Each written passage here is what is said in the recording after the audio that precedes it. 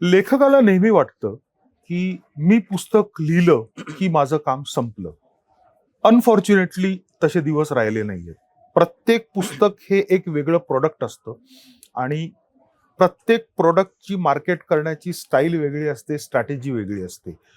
जेव्हा तुम्ही एक पब्लिशिंग हाऊस चालवता, त्यावेळेस तुमच्याकडे जेव्हा लेखक अप्रोच करतात किंवा तुम्ही जेव्हा अप्रोच करता, तेव्हा तुम्ही ते प्रोडक्ट कसं टेस्ट करता? म्हणजे तुमच्या पॅरामीटर्स काय काय आहेत ते पुस्तक टेस्ट करायच्या? एक पब्लिशर म्हणून नाही, एक लेखक म्हणून पण मी कायम बघतो की याचा वाचक कोण आहे. सेल्फ हेल्प कॅटेगरीचा वाचक कोण असेल, कादंबरी लिहितो मी, कादंबरी लिहिली त्याचा वाचक कोण असेल, पेरेंटिंगचे पुस्तक घेतोय तर त्याच कोणते पालक आहेत. जर तुम्हाला वाचक जर डिफाईन झाला नाही तर तुम्ही किती सुंदर प्रोडक्ट बनवा, ती रॉंग प्लेसमेंट होणार. बरोबर. जिथं डिमांड आहे त्या डिमांडनुसार तुम्हाला तो पुस्तक किंवा प्रोडक्ट देता आलं पाहिजे.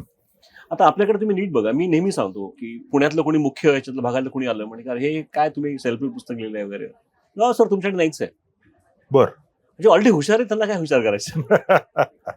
हे कोणासाठी आहे? स्ट्रगल करतायत. महाराष्ट्रातनं आपल्या पुण्यामध्ये मुंबईमध्ये लोक येतात किंवा पुण्याच्या आउटस्कट्समध्ये किंवा पुण्यातली मुंबईतली मुलं जे स्ट्रगल करतायत, ज्यांना शिकायचंय, ज्यांना डेव्हलप व्हायचंय, ज्यांच्याकडे तो बॅकअप नाहीये.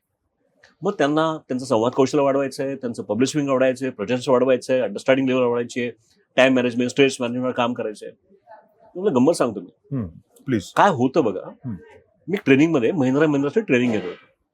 तर आधी एक तो ट्रेनिंग नीड्स आयडेंटिफाय होता की काय गरजा आहेत. ट्रेनिंग नीड्स आयडेंटिफाय 2 दिवस तो प्रोग्राम होता. मी अनेक मुलांना बोलत होतो इथल्या की तुम्हाला काय ट्रेनिंग घ्यावंसं वाटतं, काय ट्रेनिंग घ्यावंसं वाटतं. एक डिप्लोमा इंजिनिअरिंग झालेला मुलगा आला. मी त्याला विचारलं की आमचं सर्व्हे फॉर्म चालला होता किंवा तुला काय ट्रेनिंग आवश्यक वाटतं. सर खरं सांगू का, मला तुम्ही ना असं ट्रेनिंग द्या की मला भरपूर टेन्शन द्या तुम्ही. प्लीज. ही घडलेली घटना आहे. मला भरपूर टेन्शन द्या. टेन्शन? हा म्हणलं सर मला माहिती काय होतं. पण त्यांनी जे सांगितलं ना ती त्याची ट्रू स्टोरी होती. बरं. माझ्या इमोशनल हायजॅकच्या पहिल्या चॅप्टरमध्ये त्याचाच विश्लेषण आहे. फॅन्टॅस्टिक. तो काय म्हणला की सर मी हे महिंद्रा जॉईन केलं 4 वर्षापूर्वी. ही निगडीची अकोडीला साईड खूप मोठी ऑर्गनायझेशन आहे, फुल्ली ऑटोमॅटिक इंडस्ट्री. 4000 लोक तिथे काम करतात. तो म्हणला की मी जेव्हा जॉईन केलं तेव्हा मला एक सिनियर बॉस होते, अप्रतिम, त्यांच्यामुळे मी हे ट्रेन झालो, त्यांनी मला शिकवलं वगैरे वगैरे वगैरे. गेल्या 1.5-2 वर्षात त्यांच्या कामामुळे त्यांना बराबर बढती मिळत गेली. नवीन मोठ्या पोस्टवर आहेत ते. प्रचंड स्ट्रेस आहे. पण मी काय बघतोय की पूर्वीचे हसते खेळते आमचे सर आता सारखे टेन्शनमध्ये असतात. हे झालं का, ते झालं का, सकाळी 6ला येतात, रात्री 9ला बाहेर पडतात, काम संपत नाही, कपाळाला आठे असतात. मला कळलं की जेव्हा तुम्हाला वर जायचं असतं टेन्शन येणारच आणि ती हँडल करायची क्षमता नसेल तर ती पनिशमेंट आहे.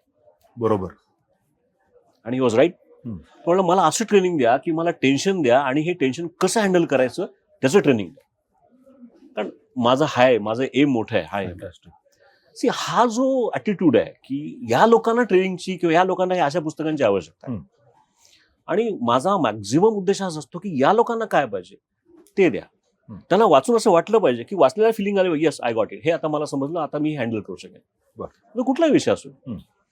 हे जेव्हा होतं ना त्यावेळेला तुमचा एक्झॅक्ट वाचक ठरतो आणि मग त्यानुसार तुम्ही पुस्तकं बनवायला लागता. आणि मग ती लोकांना आवडतात कारण त्यांचे विषय, त्यांचे प्रॉब्लेम, त्यांच्या समस्या, त्याचे समाधान त्यांना दिसतं. मी लेखकांना भेटतो किंवा पुस्तक सिलेक्ट करतो, हेच बघतो की ह्याचा वाचक कोण आहे, या समस्या आहेत का किंवा या गोष्टी आवडतील का. मी साधे डिफाईन करतो. कुठलंही पुस्तक किंवा कुठलंही ट्रेनिंग हे काय द्यायला पाहिजे आपल्याला. तो फर्स्ट सेल्फ हेल्पची पुस्तकं तुमचं अंडरस्टँडिंग शेप करतात. एखादी गोष्ट का करायची, का करू नये. खोकला आला, पाणी प्यायचा का पेढा खायचा, हे अंडरस्टँडिंग आहे ना. म्हणजे याला कळलं की माणूस पाणीच पिणार, कळणं आवश्यक आहे. आणि मग ऍक्शन प्लॅन की ते पाणी साधं प्यायचं का कोमट प्यायचं, आधी प्यायचं, किती वेळानं प्यायचं, गटागटा प्यायचं, हळूहळू प्यायचं, हे ऍक्शन प्लॅन्स आहे. म्हणजे एखादं ट्रेनिंग, एखादं पुस्तक तुमचं अंडरस्टँडिंग शेप करतं आणि उद्यापासून मी काय करायचं काय करायचं नाही हे सांगतं. मी कायम सांगतो एखादं पुस्तक वाचलं आणि त्या पुस्तकातनं मला उद्यापासून काय करावं हे कळलं नाही तर मग उपयोग नाही. काय व्हायला पाहिजे, मला कळलं पाहिजे की हे का करायचं आणि काय करायचं, कसं करायचं.